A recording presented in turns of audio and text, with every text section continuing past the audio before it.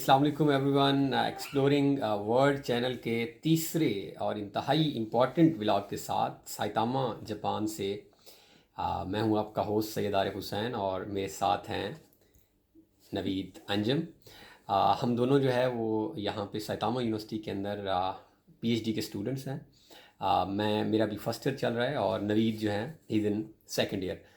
आज हम इंतहाई अहम टॉपिक जो है वो डिस्कस करने जा रहे हैं और हमारा आपने अगर डिस्क्रिप्शन देखी होगी शायद या आप अगर कैप्शन पढ़ लें तो इंतहाई इम्पॉर्टेंट और मेरे ख्याल में क्योंकि मैं खुद मैक्स्ट स्कॉलरशिप पे हूँ, नवीद भी मैक्स्ट पे ही यहाँ पे पढ़ रहे हैं, तो बहुत कम लोगों को पता होता है कि मैक्स्ट जो है वो अंडर ग्रेजुएट के लिए भी स्कॉलरशिप्स देता है।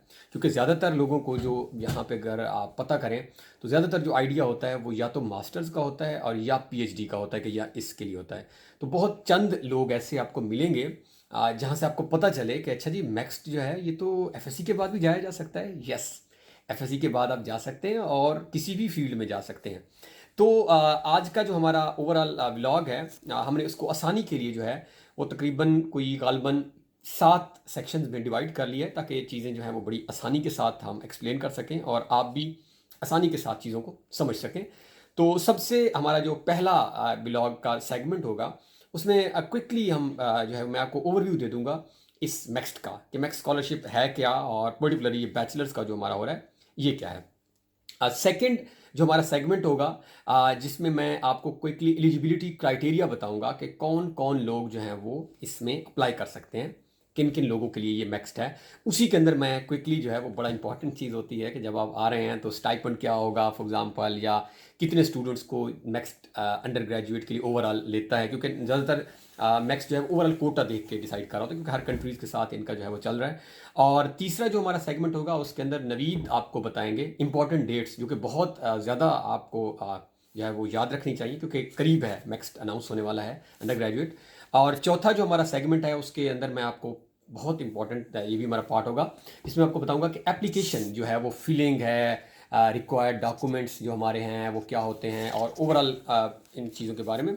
और नंबर 5 जो है वो मैं आपको टेस्ट की डिटेल्स बताऊंगा। जब आप शॉर्ट लिस्ट हो जाएगा जो जो बच्चा फॉर एग्जांपल जो अप्लाई करता है उसके बाद एक टेस्ट कंडक्ट करती है मिनिस्ट्री इस्लामाबाद और कराची के अंदर, जहाँ जहाँ पे ये जापानीज़ वर्क कर रहे हैं। हेडक्वार्टर है कराची के अंदर इनका, इस्लामाबाद में एम्बेसी है।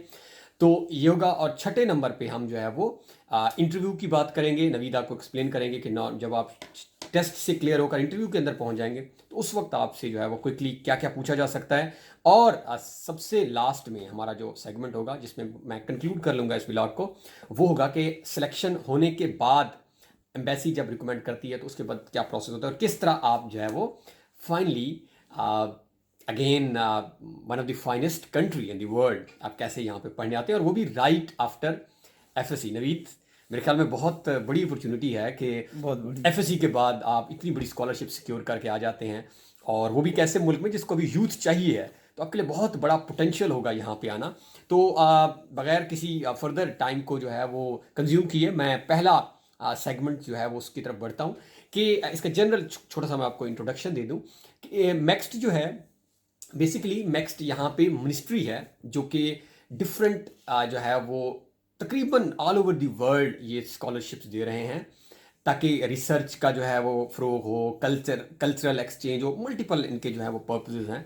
तो इसके अंदर जो है बैचलर्स, मास्टर्स और पीएचडी और मैक्स्ट टीचर्स का भी जो है वो एक अलहदा मैक्स्ट है, यानी जो टीचर्स ट्रेनिंग प्रोग्राम है। बहुत सारे हम हमारे यहाँ पे पाकिस्तान से टीचर्स भी आए हुए हैं, तो हम इन जो और भी लोग अगर देख रहे हो तो हम इन तीनों के ऊपर जो है वो डिफरेंट व्लॉग्स आगे जाके बना रहे हैं जिसमें हम मैक्स्ट मास्टर्स भी कवर करेंगे, मैक्स्ट पीएचडी भी और मैक्स्ट टीचर्स भी हम कवर करेंगे। टीचर्स ट्रेनिंग क्या होती है क्योंकि हमारे बहुत सारा पोटेंशियल है टीचर्स का। तो नॉर्मली जो है वो मैक्स्ट के 2 चैनल्स होते हैं। नंबर 1 इज़ मैक्स्ट एम्बेसी रिकमेंडेड और नंबर 2 इज़ मैक्स्ट यूनिवर्सिटी रिकमेंडेड। तो एम्बेसी का मतलब बड़ी आसान सी बात है। एम्बेसी का मतलब है कि आप थ्रू एम्बेसी आ रहे हैं, आपका सारा प्रोसेस एम्बेसी कर रही है, आप पाकिस्तान में बैठे हैं और आप एम्बेसी के थ्रू साथ कांटेक्ट में और एम्बेसी आपके सारे डॉक्यूमेंट सब कुछ प्रोसेस आपसे ले रही है और इधर कर रही प्रोसेस।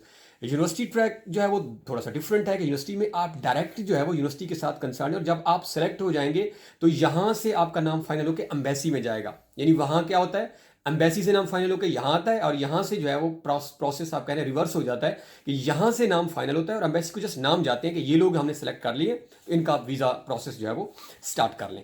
तो बैचलर के अंदर थोड़ा सा डिफरेंस जो है वो क्या है, वो ये है कि बैचलर के अंदर मैक्स यूनिवर्सिटी रिकमेंडेड स्कॉलरशिप नहीं है। बैचलर्स के अंदर अगर आपने यहाँ पे आके स्टडी करना है थ्रू मैक्स्ट, यस, अदर चैनल्स भी मैं आपको बता देता हूँ अभी यहीं पे, क्योंकि याद आ गया, there are some private universities जहाँ पे हम जानते भी हैं कुछ पाकिस्तानी आए हुए हैं जो बैचलर्स कर रहे हैं।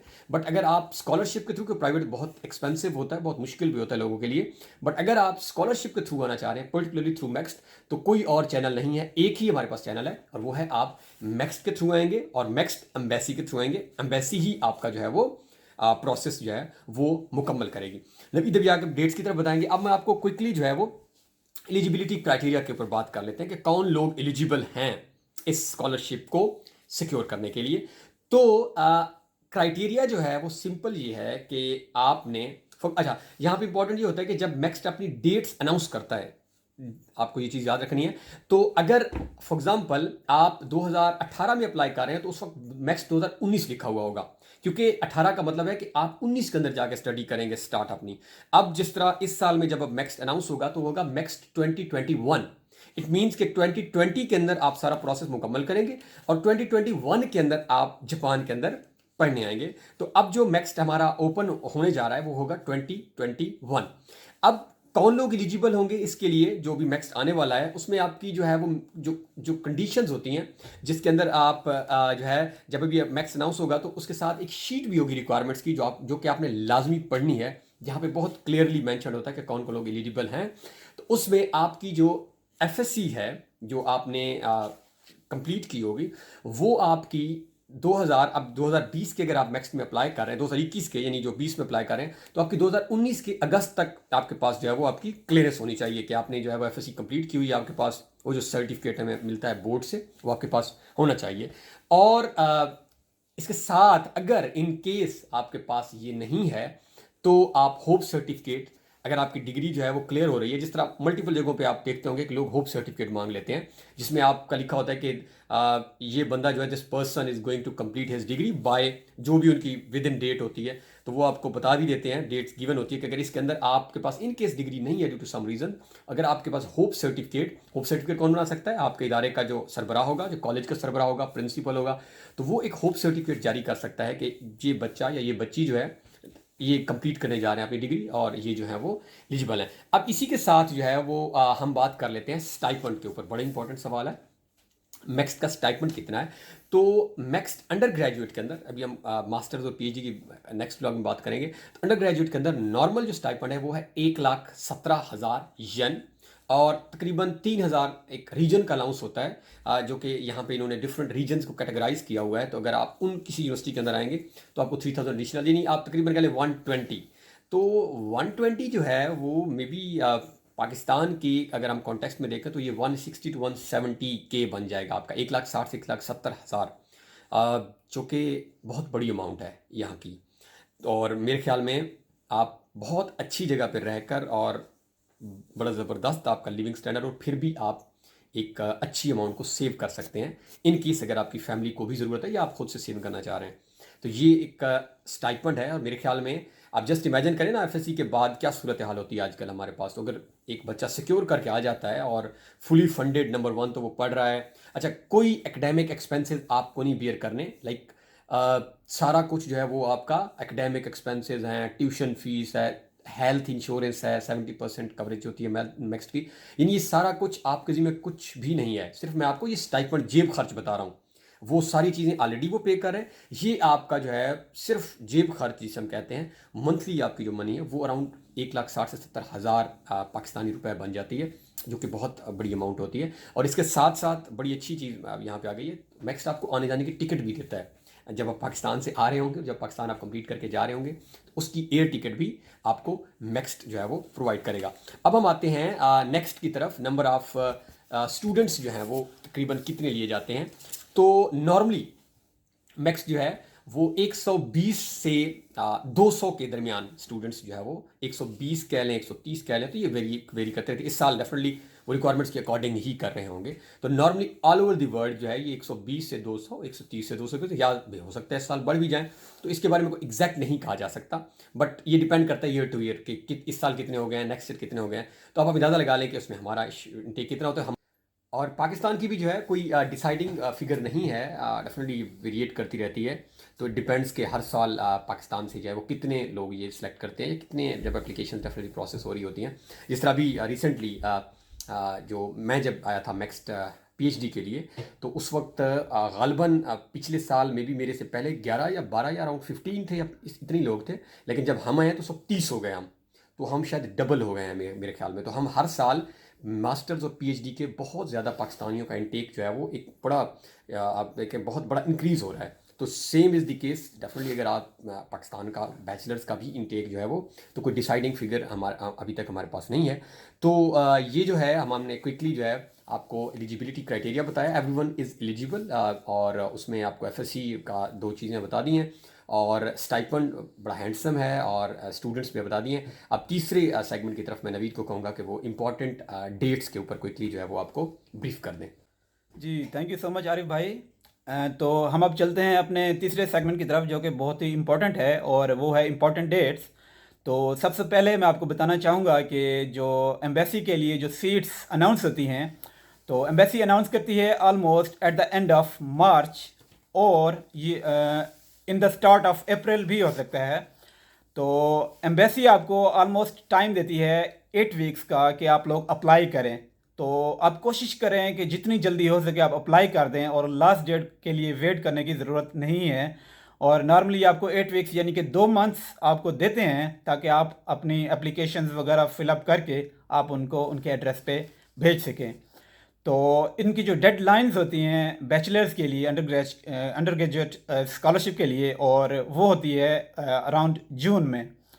तो जून में जब डेडलाइन फिनिश होती है, तो उसके बाद ये आपको टाइम देते हैं अराउंड 2 to 3 वीक्स कि ये आपकी स्क्रीनिंग करते हैं आपके एप्लीकेशन की, और आपकी स्क्रीनिंग करने के बाद ये आपको शॉर्ट लिस्ट करते हैं, आपसे ये कांटेक्ट करते हैं कि आप शॉर्ट लिस्ट हो चुके हैं। और अगर आपके डॉक्यूमेंट्स पूरे होंगे तो डेफिनेटली आप जो है ना फिर शॉर्ट लिस्ट हो जाएंगे, और आपको कंफर्म कर देंगे। और उस शॉर्ट लिस्टिंग के बाद फाइनली ये आपको इनके टेस्ट के लिए ये आपको कॉल करेंगे, और उनका call with in 2 to 3 weeks वो आपका टेस्ट कंडक्ट करेंगे, जो कि एम्बेसी के अंदर ही होगा। और about the detail of this test, जो कि जापानीज़ का भी होगा और इंग्लिश का भी होगा, तो वो हम अपने नेक्स्ट सेगमेंट में डिटेल से बताएंगे। तो उसकी जो डेट होती है वो ऑलमोस्ट, जो वो टेस्ट कंडक्ट करते हैं वो इन जुलाई में, तो वो आपका टेस्ट कंडक्ट कर लेते हैं। जब आपका रिटर्न टेस्ट हो जाता है, उसी रिटर्न टेस्ट वाले दिन ही आपको 1 घंटे के बाद आपको वो रिज़ल्ट, आपके जो रिटर्न टेस्ट होता है उसका, वो दे देते हैं। तो उसके बाद जब आपको वो रिज़ल्ट दे देते हैं आपका रिटर्न टेस्ट का, तो उसके विदिन 1 आवर आपका वो इंटरव्यू कंडक्ट करते हैं। तो वो इंटरव्यू आपका ऑलमोस्ट होता है कोई 10 मिनट्स का। तो उस और उस पे इंटरव्यू हम को डिटेल बात करेंगे आगे जी, जाके। तो इस इंटरव्यू के लिए हम आपके साथ डिटेल में जो है ना आपको गाइड करेंगे कि कैसे आपने अपना इंटरव्यू कंडक्ट करना है सक्सेसफुली। तो इसके बाद चलते हैं हम अपने इंटरव्यू के बाद के जो है ना आपको वो फाइनल जो आपको डिसीजन देते हैं वो कब देते हैं। आप इंटरव्यू दे के एम्बेसी में आप वापस घर चले जाते हैं, और जो है ना विद इन 2 to 3 वीक्स वो आपको फाइनल शॉर्ट लिस्टिंग के लिए ईमेल करते हैं कि आप फाइनली सिलेक्ट हो चुके हैं एम्बेसी रिकमेंडेड स्कॉलरशिप के लिए। तो ऑलमोस्ट वो आपको मेरे ख्याल में फाइनल डिसीजन देते हैं इन जुलाई और अगस्त में भी। ये may be end of July और स्टार्ट ऑफ अगस्त ये आ हाँ, जाता है। स्टार्ट ऑफ अगस्त तक होपफुली जो है ना वो आपको फाइनल डिसीजन एक ईमेल बेस्ड होपफुली बड़ी वो आपको। बड़ी अच्छी ईमेल होती है ये, हाँ अल्लाह करे आप जो सुन रहे हैं और वो लोग सिलेक्ट हो, बहुत खुशी होती है उस वक्त जब आपको ये ईमेल रिसीव होगी। जी बिल्कुल। तो आपको फाइनल कंफर्मेशन हो जाती है कि आप फाइनली सिलेक्ट हो चुके हैं या आप फाइनली सिलेक्ट नहीं हुए। तो उसके बाद जो है ना आप एक थोड़ा लंबा प्रोसेस होता है इस स्कॉलरशिप के लिए, तो आपको थोड़ा वेट करना पड़ता है, क्योंकि इस फाइनल डिसीजन के बाद वो आपके जो डॉक्यूमेंट्स होता है, आपको जो फाइनल केस होता है वो आपका फॉरवर्ड करते हैं गवर्नमेंट की जो मिनिस्ट्री है इनकी जापान के अंदर, उसको जो है ना वो ये अपना आप लोगों का केस फॉरवर्ड करते हैं। और नवीद भाई यहाँ पे वो जो सबर का फल मीठा होता है, मेरे ख्याल में बड़ी जी फिट आती है एग्जैक्टली कहावत। आप तो प्लीज़ आप थोड़ा पेशेंस रखें, दुआ करें अपने लिए तो और अपने लिए दुआ करें और दुआ लोगों से भी करवाएं, तो उसके बाद इंशाल्लाह आप फाइनली सिलेक्ट हो जाएंगे। तो विद इन 3 to 4 मंथ्स जो है ना वो आपको फाइनल डिसीजन देते हैं, जो कि जापानीज़ गवर्नमेंट की तरफ से होता है, मिनिस्ट्री की तरफ से होता है। तो वो मेरे ख्याल में आपको ऑलमोस्ट जो है ना वो in the start of December या एंड ऑफ दिसंबर तक आपको फाइनल डिसीजन जो कि आपको लेटर की फॉर्म में मिल जाता होता है, तो वो आपको दे देंगे दिसंबर के अंदर कि आप फाइनली रिकमेंड हो चुके हैं। तो उसके बाद चलते हैं कि जो है ना जब आप फाइनल सेलेक्ट हो चुके हैं और आपको फाइनल एक्सेप्टेंस लेटर मिल चुका है जापानीज़ गवर्नमेंट की तरफ से, तो उसके बाद आपका जो प्रोसेस होता है वो होता है कि आप लोगों, क्योंकि ये जो डिग्री होती है वो 5 साल के लिए होती है, और जो पहला साल होता है वो होता है आपका जो है ना लैंग्वेज लर्निंग का। तो उसके बाद जब दूसरे साल में आप जाते हैं तो उसके लिए आपकी जो बेसिक आपकी जो डिग्री होती है वो स्टार्ट होती है। तो उस लैंग्वेज लर्निंग के लिए क्या होता है, इनका जो प्रोसीजर वो है कि जहाँ जापान के अंदर 2 यूनिवर्सिटीज़ हैं जिसमें ये आपको प्लेस कर सकते हैं, तो वो ऑलमोस्ट जनवरी या फरवरी में आपको ये प्लेसमेंट के लिए ईमेल करते हैं और आपसे ये रब्ता करते हैं कि आपकी final placement for the learning of language, Japanese language और वट एवर। तो उसके लिए आपको ये फाइनल ईमेल करते हैं, तो जनवरी या फरवरी में ये डिसाइड कर लेते हैं। और उन यूनिवर्सिटीज़ के नाम मैं मेंशन करना चाहूँगा। पहली यूनिवर्सिटी है ओसाका यूनिवर्सिटी, और जो दूसरी यूनिवर्सिटी है वो है Tokyo university of foreign studies.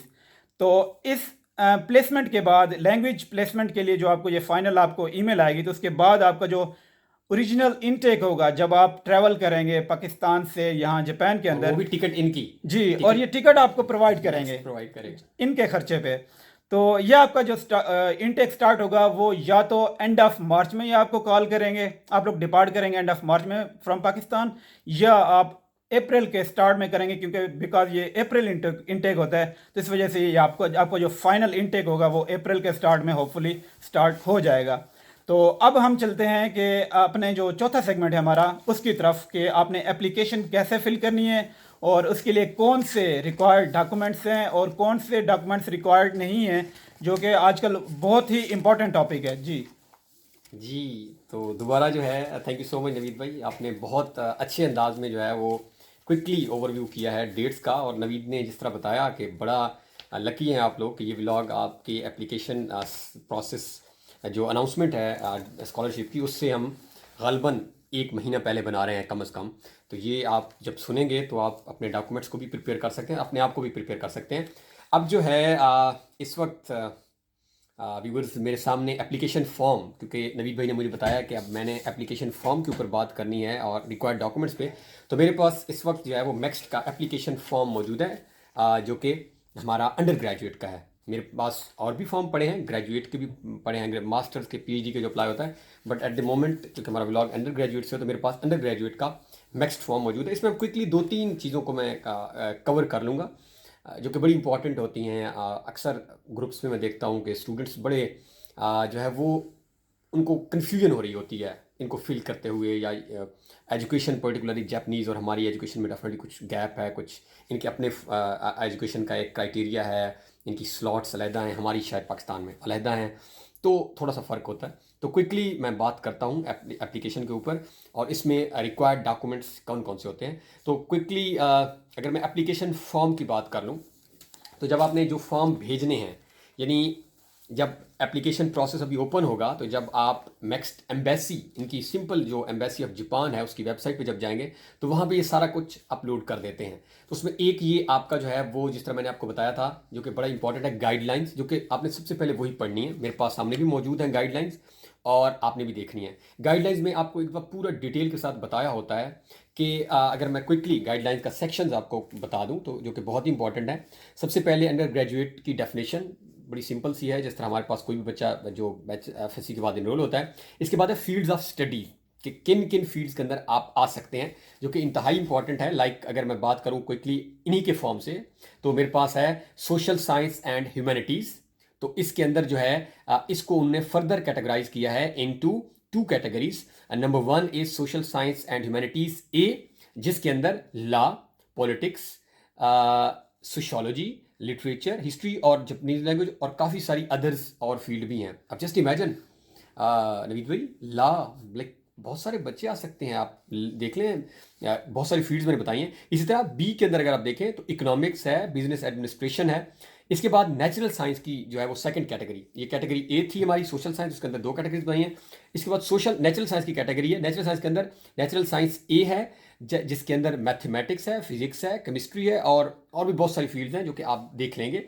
तो अगर मैं क्विकली यहाँ पे फील्ड्स के नाम बताऊँ तो इसके अंदर इलेक्ट्रिकल इंजीनियरिंग है, इलेक्ट्रॉनिक्स है, इंफॉर्मेशन इंजीनियरिंग है, मैकेनिकल इंजीनियरिंग है, आर्किटेक्चर है, इन्वायरमेंटल इंजीनियरिंग है, केमिकल स्टडीज़ हैं, अप्लाइड केमिस्ट्री है, केमिकल इंजीनियरिंग है, आपकी इंडस्ट्रियल केमिस्ट्री है, टेक्सटाइल इंजीनियरिंग है, अदर फील्ड्स हैं, मेटलर्जिकल इंजीनियरिंग है, माइनिंग है, मैरीटाइम इंजीनियरिंग है, बायोटेक्नोलॉजी है।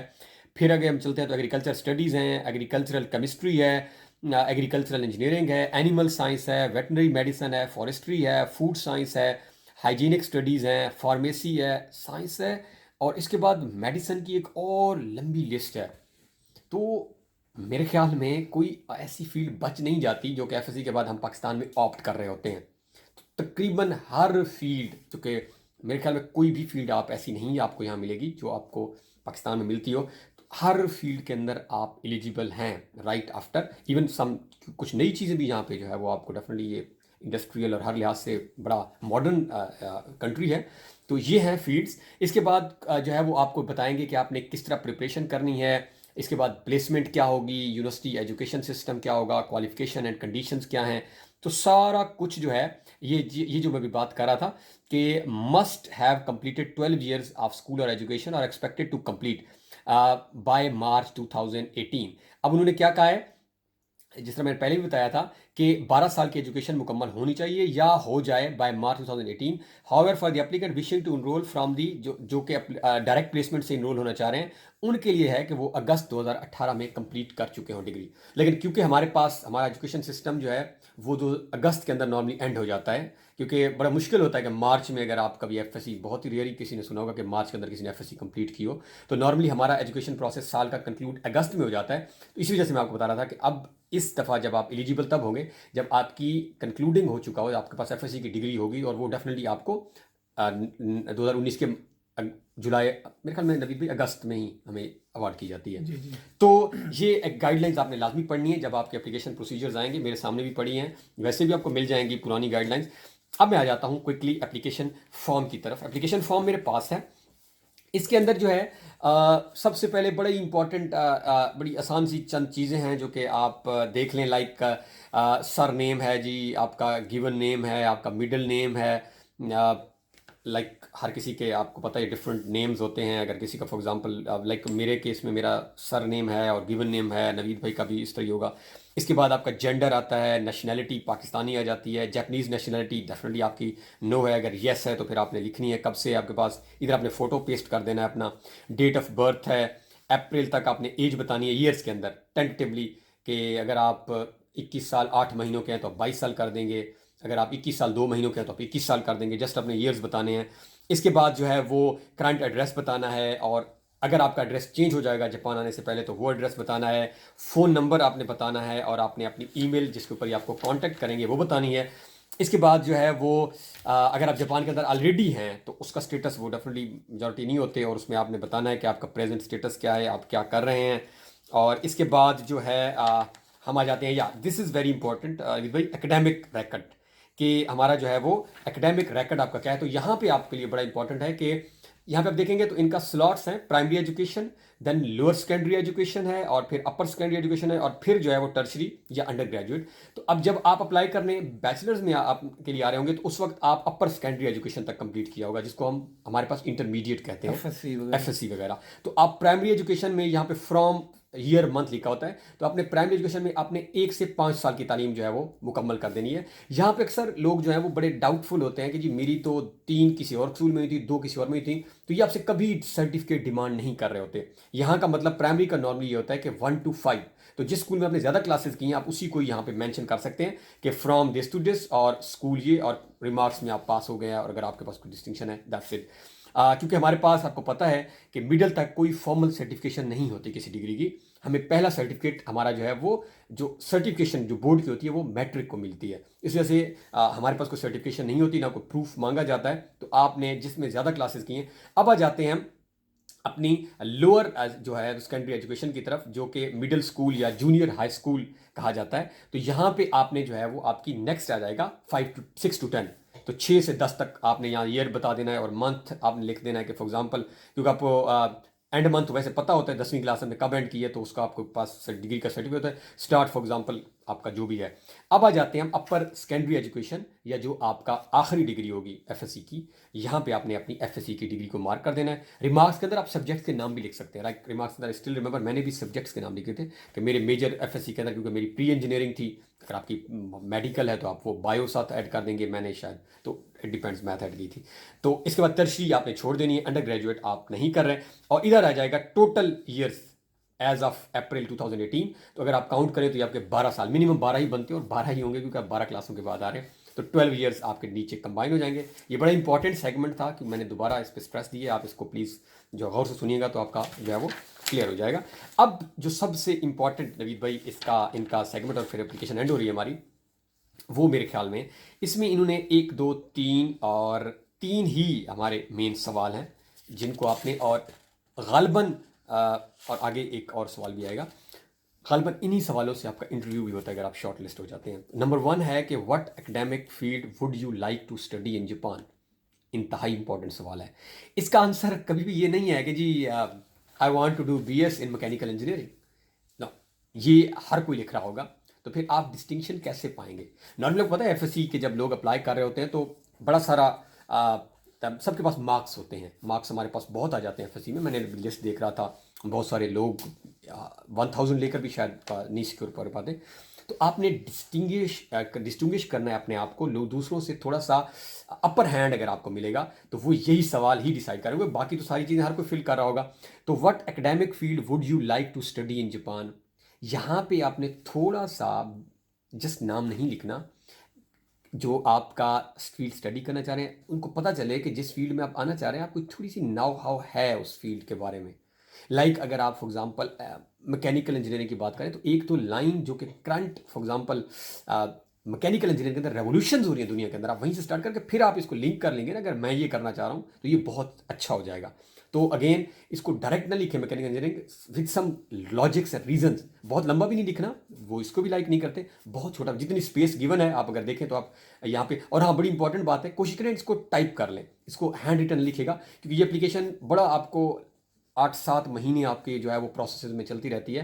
तो हैंड रिटन वैसे भी मेरे ख्याल में बाज़ दफ़ा स्पेस कम हो जाती है, ज़्यादा हो जाती है, आइडिया नहीं हो रहा होता। तो बेहतर है कि आप उसको कंप्यूटर में टाइप करें, प्रिंट करें, और आखिर में साइन जो होंगे लास्ट पेज पे वो आप जो है वो अपने उससे हैंड से कर लीजिएगा। तो इसके बाद सेकंड जो क्वेश्चन है बहुत इंपॉर्टेंट होगा, what kind of impression do you have of Japan. Japan का इंप्रेशन आपके माइंड में क्या है? मैं ये नवीद भाई पे छोड़ रहा हूँ, इंटरव्यू का भी यही काइंड ऑफ क्वेश्चन होगा, तो नवीद भाई थोड़ा सा इसको जो है वो एक्सप्लेन कर लेंगे। And what is your career plan after studying in Japan. बहुत ही इंपॉर्टेंट सवाल है कि बाद में क्या करेंगे आप। ये बड़े इंटरेस्टेड होते हैं क्योंकि ये बहुत विजनरी लोग हैं। ये मोस्ट ऑफ द टाइम मतलब इंडिया पाकिस्तान हमारे जैसे लोग नहीं है कि बस ठीक है जी ये कर ले फिर देनी नहीं, ये पूछते हैं भाई करना क्या चाहेंगे, आपका आगे का प्लान क्या होगा। इवन अभी हमारा इंटरेक्शन होता है स्कूल के बच्चों के साथ कभी कभी, तो उनको अभी से पता है। लाइक समवन वांट्स, मुझे बता रहा था कि जी मैं डिज़ाइनर बनना चाहता हूँ, कोई कहता है जी मैं होटल मैनेजर बनना चाहता हूँ, कोई कहता है जी मैं पायलट। तो अभी से वो बहुत सारे क्लियर हैं। इसी तरह वो आपसे भी चाहते हैं कि आप भी बताएं जी, आप अगर हम आपके पास 5 साल पढ़ाएंगे, आप आगे करना क्या चाहते हैं, आप पाकिस्तान जाना चाहते हैं, आप फील्ड को सर्व करना चाहते हैं, मास्टर्स करना चाहते हैं, वट एवर। नवीद भाई थोड़ा सा आपको डिटेल में और एक्सप्लेन कर देंगे। और इसके बाद जो है वो अगर आपको ऑलरेडी स्कॉलरशिप मिला है वो नहीं मिला, इसके बाद जो है वो preferred field of study in Japan वो आपने बता देनी है। अब यहाँ पे जो है वो बड़ा इंपॉर्टेंट है कि आपको, जिस तरह मैंने बताया था कि डिफरेंट फील्ड्स हैं, नेचुरल साइंस की थी, सोशल साइंस की थी, तो यहाँ पे आपसे चॉइस नंबर पूछी जाएगी 1 2 3 कि आप चॉइस बता दें। फॉर एग्जांपल अगर इसमें ना हो तो फिर इसमें हो जाए, तो प्रेफरेंस वाइज जो आप देंगे तो उन्हीं के अंदर फिर आपकी जो है वो, अगर अक्सर आपने देखा होगा आप प्रेफरेंस करते हैं जी मेरी प्रेफरेंस नंबर 1 ये है, अगर अल्लाह ना करे इसमें ना हो तो फिर 2 में आ जाए, 2 ना हो तो 3 में आ जाए। So it depends. और इसके बाद जो है वो reasons for selection of field of study. Again यहाँ पे आपने रीजन को जो है वो स्पेसिफाई करना है, और specify the reason why you selected each field of study.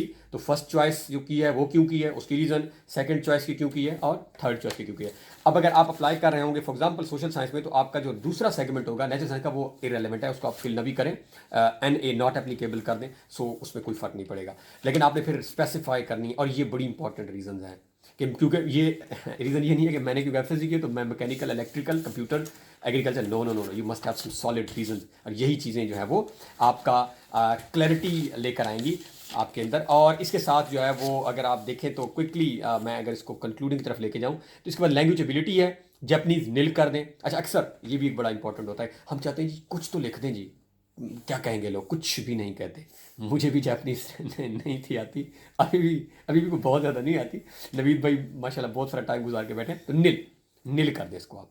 और इंग्लिश, यस, अब इंग्लिश भी जो है ना, ये नहीं लिखना कि जो अक्सर एक्सीलेंट, एक्सीलेंट का मतलब बहुत बड़ा होता है। अगर आप इसकी कभी डेफिनेशन पढ़ लेना तो excellent is more than good. और गुड को आप देखें तो गुड की भी अपनी क्राइटेरियाज है। तो आपने यहाँ पे उन्होंने 1 2 3 दिए हुए हैं, एक्सीलेंट, गुड, फेयर, फेयर भी काफ़ी अनफ होता है। तो गुड अगर आप है, आपको पता होना चाहिए रीडिंग, राइटिंग, स्पीकिंग, ये आपकी जो है वो एबिलिटीज़ आपको पता है। इसके बाद जापानीज़ लैंग्वेज क्वालिफिकेशंस वो डेफिनेटली ऑलरेडी नहीं होती लोगों की। और इंग्लिश लैंग्वेज क्वालिफिकेशंस जो हैं वो आपने टॉफल आइट्स नहीं होता। अदर्स में भी अगर आप चाहें तो अगर आपके पास कोई सर्टिफिकेट ऑलरेडी है इंग्लिश लैंग्वेज प्रोफिशिएंसी का, अदरवाइज नो नो नो, इसका कोई आपको नहीं होगा।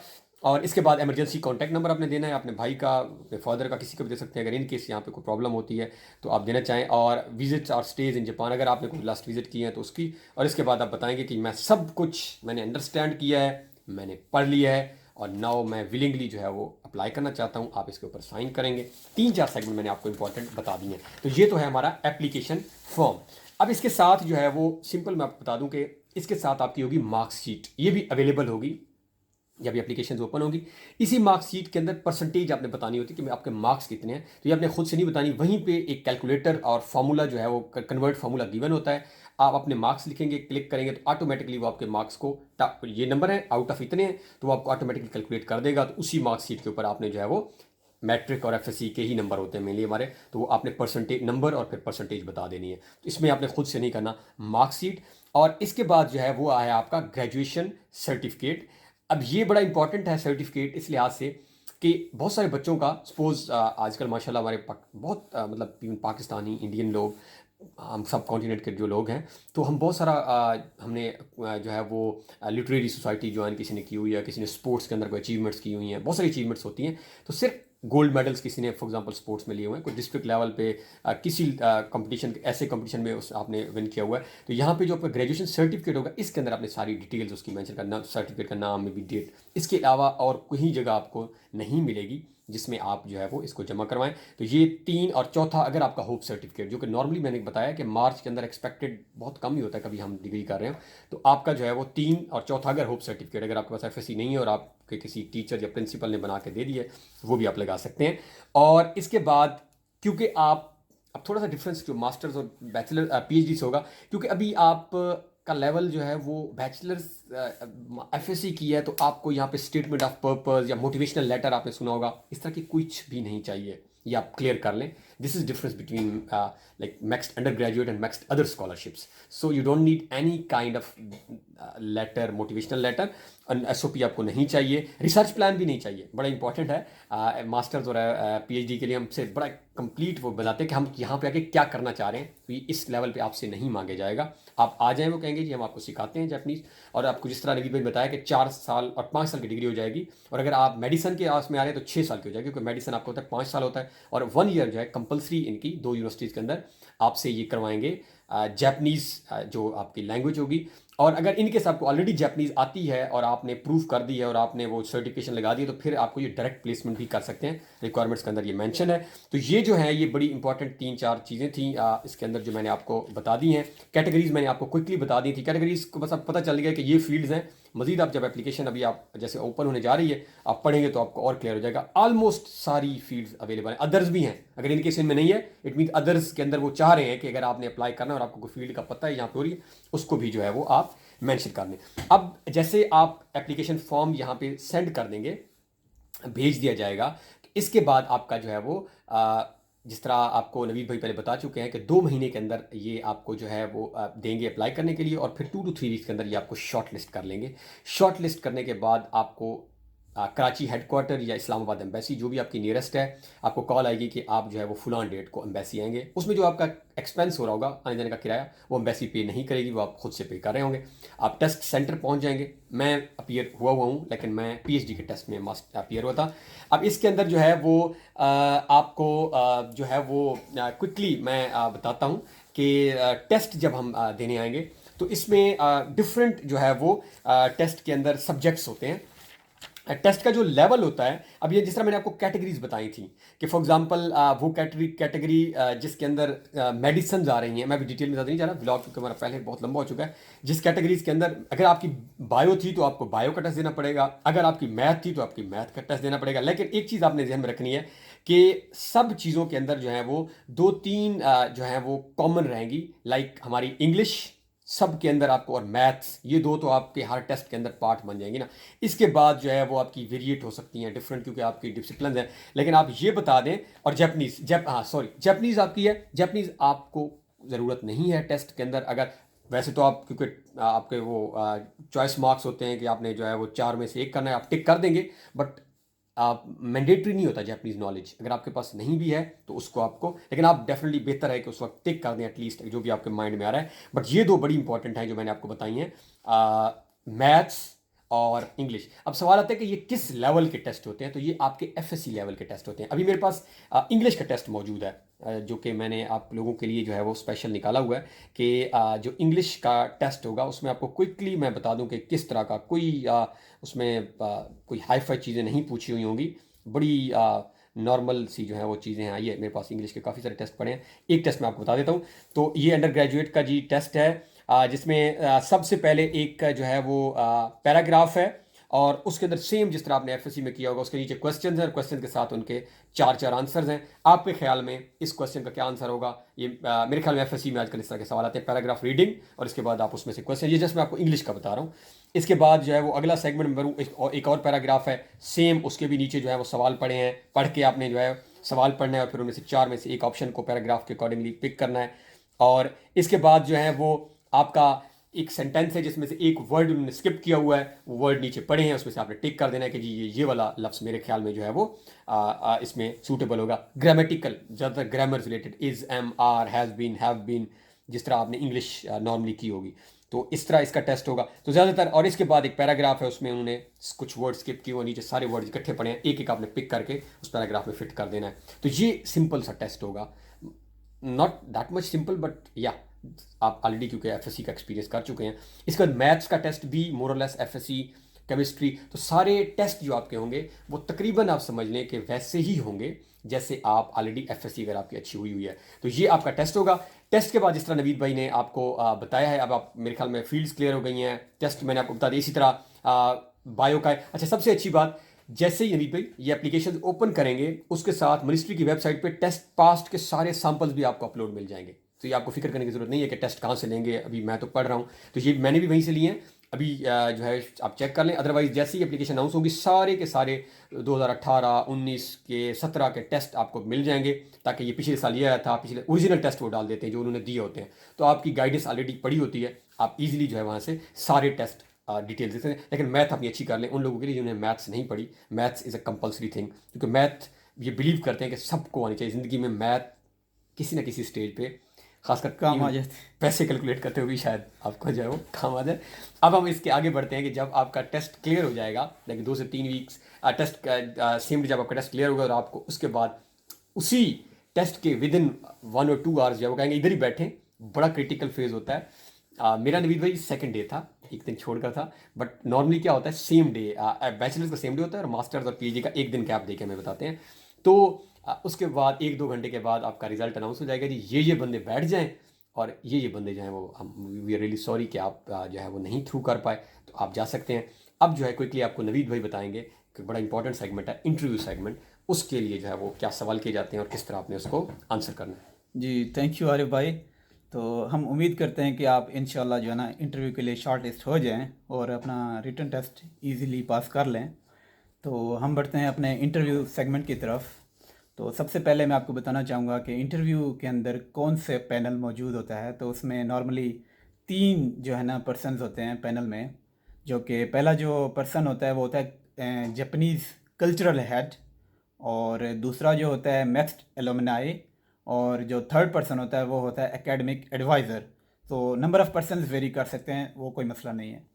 तो हम बढ़ते हैं कि इंटरव्यू के अंदर जो है ना, जो आपका पैनल है वो किस तरह के क्वेश्चंस करते हैं, तो उस पर थोड़ी सी नज़र डालते हैं। ये जस्ट एक आपको ब्रीफ सा आइडिया देने के लिए है। तो वो आप जो पैनल है वो आपसे पूछ सकता है कि आप प्लीज़ अपना ना ब्रीफ सा इंट्रोडक्शन कराएं। तो नॉर्मली जो है ना, हम ये कंसेप्ट लेते हैं कि हमारा इंट्रोडक्शन कराने से मुराद ये है कि हम अपने जो मैट्रिक के या एट्थ क्लास के अगर हमने बोर्ड दिए हैं फॉर एग्जांपल, या हमारे एफएससी के हम अपने मार्क्स डिटेल से बताना शुरू कर दें, तो काइंडली ऐसा ना करें। तो आप इसका ब्रीफ इंट्रोडक्शन का मतलब ये होता है कि आप अपनी प्रोफाइल डिस्कस करें उनसे। प्रोफाइल डिस्कस करने से मुराद ये है कि जो है ना, आपकी जो डिस्टिंक्शन है, अगर फॉर एग्जांपल आपने 10th स्टैंडर्ड में बोर्ड के उसमें कोई पोजीशन हासिल की है, फर्स्ट सेकंड या थर्ड, तो ये आपको जाहिर सी बात है बहुत ऊपर लेके जाएगी। तो सेकेंडली ये है कि अगर एफएससी में भी आपकी पोजीशन आती है, वो भी आप मेंशन करना ना भूलें। तो उसके साथ साथ आपके साथ जो है, उसके बाद जो आती है आपकी फील्ड ऑफ स्टडी। तो फील्ड ऑफ स्टडी में जो है ना, आप जैसा कि आरिफ भाई ने डिटेल से हमें बताया है कि फील्ड ऑफ स्टडी में आपको जाहिर सी बात है एफएससी लेवल के बाद आपको क्लियर आइडिया नहीं होता कि आपकी फील्ड ऑफ स्टडी जो है, आपको फॉर एग्जांपल आपका जो इंटरेस्ट है वो किस फील्ड के अंदर है, या आप क्या रिसर्च करना चाह रहे हैं। तो आपको एटलीस्ट जो है ना, ये पता होना चाहिए कि जो जिस डोमेन में या जिस फील्ड ऑफ स्टडी में आप जाना चाह रहे हैं उसकी इम्पोर्टेंस क्या है। फॉर एग्जांपल मैंने एफएससी की मैथ्स में की, तो जाहिर सी बात है मेरे जहन में एक खाका होगा। फॉर एग्जांपल मेरा कोई ड्रीम था कि मैं इंजीनियर बनना चाहता हूँ, तो जाहिर सी बात है मेरे जहन में ये चीज़ होगी कि मैं इंजीनियर बन के सिविल इंजीनियर बन के मैं क्या क्या अपने मुल्क के लिए कर सकता हूँ, या उसकी क्या क्या इंपॉर्टेंस है, या मैं क्या क्या लर्न करना चाह रहा हूँ इंजीनियरिंग करके। तो उसके लिए आपको प्लीज़ एक थोड़ी सी ना स्टडी कर लें उस डोमेन के बारे में जो आपने फील्ड ऑफ स्टडी सिलेक्ट की होगी, जो कि आपने बाकायदा अपनी एप्लीकेशन में मेंशन की होगी। तो उसके बाद चलते हैं, जो हमारा बहुत ही इम्पोर्टेंट टॉपिक है जो कि पैनल लाजमी पूछता है, वो है कि आपने जापान क्यों सिलेक्ट किया आपकी under very graduate important. Studies के लिए। बहुत ही इंपॉर्टेंट चीज़ है, वाई जापान।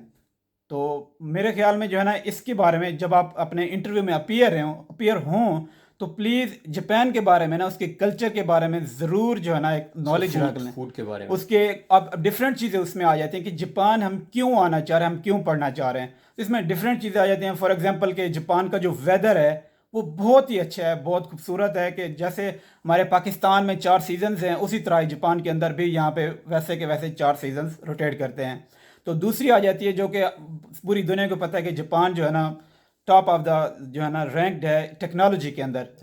तो टेक्नोलॉजी में आप काफ़ी सारी चीज़ें जो है ना आप देख भी सकते हैं, आपके पास ज़ाहिर है इंटरनेट मौजूद है, तो देख सकते हैं कि कौन कौन सी ऐसी टेक्नोलॉजीज़ हैं जिसमें जो है ना जापान एडवांसमेंट में जा रहा और है। इससे आप अपनी फील्ड का लिंक बना लेंगे तो और बेहतर हो जाएगा। जी तो उनको बिल्कुल। लगेगा कि हम एडवांस भी हैं, और एक बच्चे ने थोड़ा सा कोई लिंक भी बनाया हुआ है कि मैं ये करना चाह रहा हूँ, और इसमें तो ये आपको एक असिस्टेंस मिल जाएगी further. Exactly, thank you Arif भाई। तो उसके बाद जो है ना, ये भी आप देख सकते हैं कि जापान का जो कल्चर है वो बहुत ज़्यादा फेमस है।